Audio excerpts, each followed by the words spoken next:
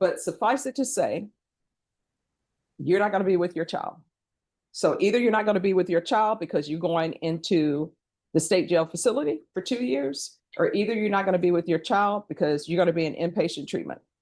And with your child, if your grandparents don't pick up your child from the prison of the Bath County Jail. All right, the court is calling 2025 CR 002957W State versus Maniquita De Jesus Barrera. Could I have parties announced? Megan Gallagher, State.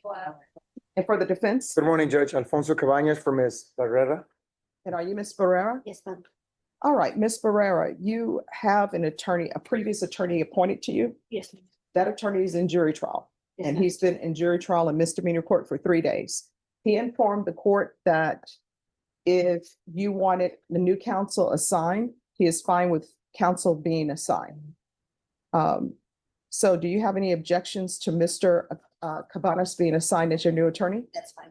All right, and Mr. Cabanas, you were assigned today.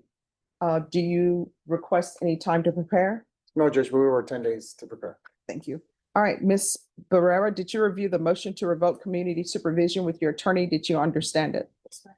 Are you the same Maniquita Barrera who's placed on community supervision in 2025 CR 002957W for the offense of fraudulent use or possession of identifying information items under 5 on March 13, 2025 for a term of 2 years? Is that you? Ma'am.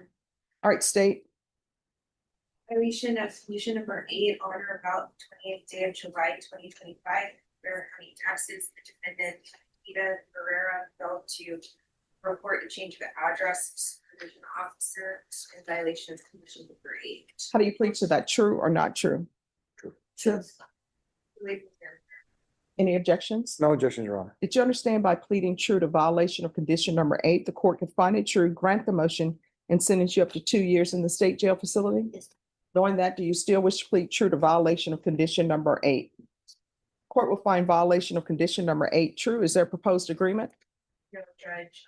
State is requesting that you grant this motion and revoke the defendant's supervision explicitly based on things that are contained within the court summary. All right. And defense, what are you requesting? Judge, we're asking that the court follow the recommendation by probation to send Ms. Barrera to felony drug court. All right. So probation, Yes, Judge. is that what probation is recommending? So the recommendation on the court summary is to amend for a TAP recommendation that she go to SATIF. She remains in Bear County until she gives birth, then participate in SATIF once she's medically cleared.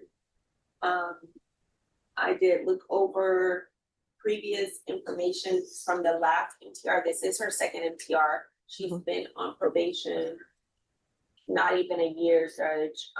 The last MTR, she was supposed to go to a NOS program.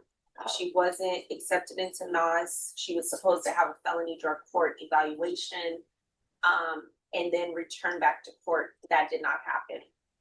She was not accepted into the NOS program because my notes indicate the NOS program didn't accept her insurance. Okay. So any objections to the court reviewing the court summary? No, Your Honor.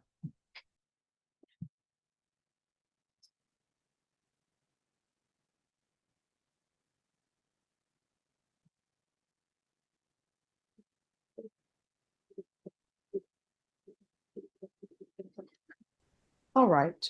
So here's the thing.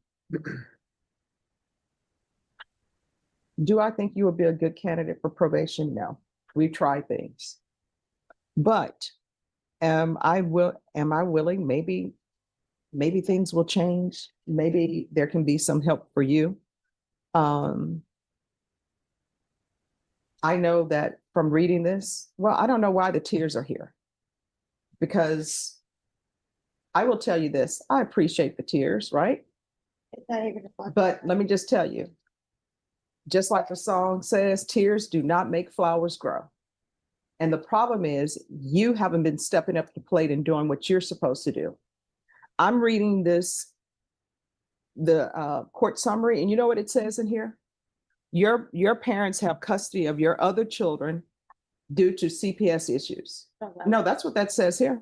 That's what it says, but I have paper, I can get paperwork and proof from Attorney General that I have full rights to custody of my kids. You should. And I'm the custodial parent of all three. It's just, I'm waiting on my housing.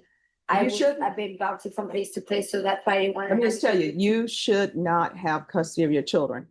And this is what I don't understand. And I want you to internalize what I'm saying. I'm not trying to be mean, but people are just going out here having children, have no means to financially support them. According to this, you have 3 other children. So when I would do CPS cases, you know what I would tell my clients? I'm like, look, I'm going to give you a pass on your first child. Maybe you don't know, nobody told you how babies are made, right? So I'm going to give you a pass for that. But I would have clients who would be 20 years old and have 5 children. And I'm doing the math in my head. At some point, everybody knows where children are made. Do you know I had a CPS case once and they were saying, well, Stephanie, we're going to place the child with the great grandparent. I was like, well, that's going to mess things up because, I'm hoping everybody will live forever. But I'm like, that great grandparent is too old. No, not too old. On the CPS side, we have grandparents who are like 40. I actually represented somebody once. I was representing the baby. And you know how old that baby's mom was? 12. People out here just running around, having children, not giving them any idea of what life is all about, just procreating. And here you are, you're out here just procreating. And you have no means to support. Oh, I'm placing my children with my grandparents because I don't want to be bouncing from place to place because I don't have a place to stay. Whose fault is that? Yours? Get a job.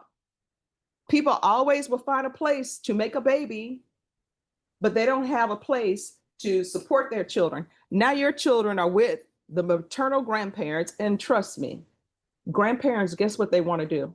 They just want to be the fun grandparent. There are no rules here. I'm going to spoil my grandbabies and then send them back home to you. But they can't because you're not doing anything. I've actually been waiting on my housing. Now, here's the thing. You're waiting on housing. Guess what?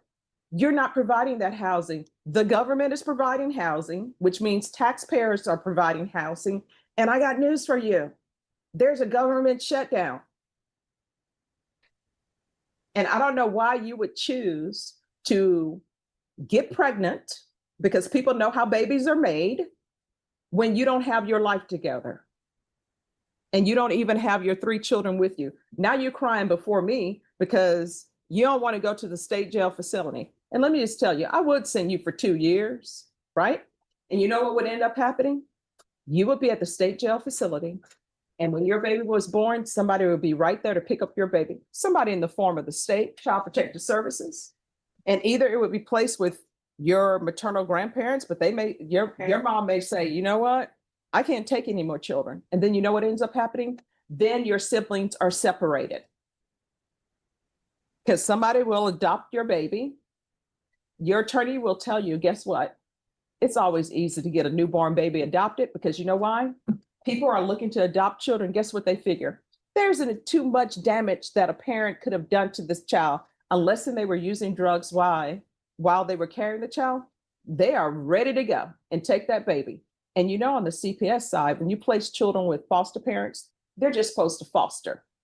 We're going to be here. We're a stopgap for the parent. The parent's going to get their life together. But you know what really happens? Foster parents fall in love with the children. Next thing you know, they're hiring an attorney, and that attorney is filing motions so that they can adopt your child and your rights can be terminated. And then that's how you have a bunch of people walking around on the planet, don't even know they're related because people like you are just procreating. And then you come before me crying because you haven't done what you're supposed to do. So I'm going to give you a choice. Do I think you will be successful in this probation? Absolutely not. But, I can be proved wrong. I don't have a crystal ball. I can send you, let you do your two years at the state jail facility now, or you're going to stay at the jail till you're ready to be transferred to inpatient treatment or felony drug court. And I can tell you, felony drug court, they have said that They're down a probation officer, so they can't take as many people or accept as many people as they normally would. So that's where we are. But suffice it to say, you're not going to be with your child. So either you're not going to be with your child because you're going into the state jail facility for 2 years, or either you're not going to be with your child because you're going to be in inpatient treatment. And with your child, if your grandparents don't pick up your child from the prison of the Bexar County Jail, Child Protective Services, they're going to be called anyway. They're going to do an investigation to see if it's appropriate for your child to go with your maternal grandparents. And if they say no, then CPS will have custody of your child. And I see in here where your mother don't even know where you are. Spoke to mom who stated she hasn't seen her daughter, but I'll tell her to call probation if she finds her. So instead of you helping your mother with your children, you're just out here procreating. So which do you prefer?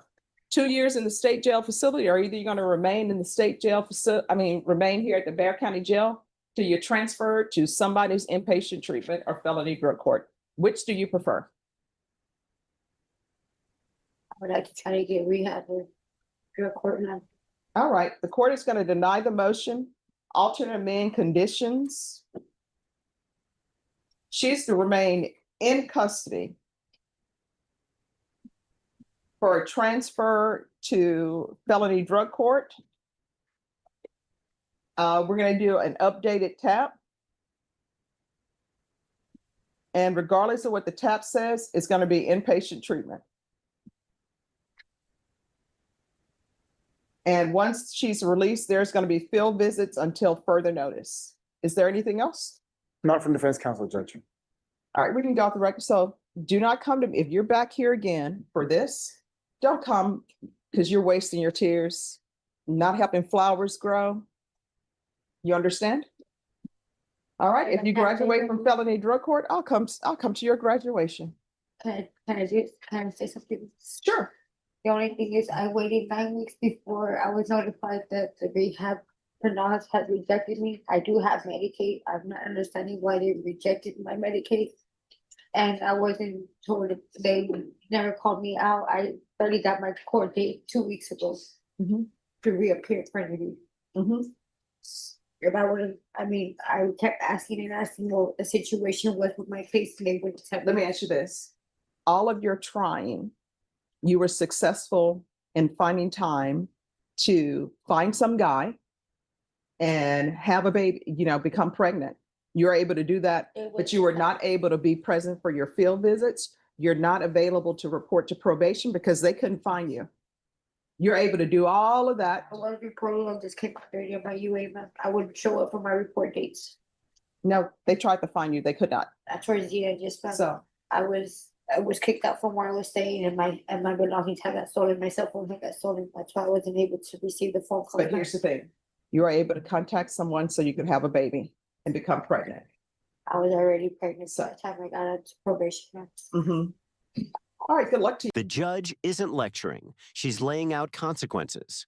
Every sentence strips away excuses and exposes a pattern no one can defend. Here comes the ultimatum no parent wants to hear. No matter the choice, separation from her child is unavoidable. Final excuses fall apart, and the ruling becomes unavoidable. If this case made you think, like the video, subscribe to the channel, and we'll see you in the next video.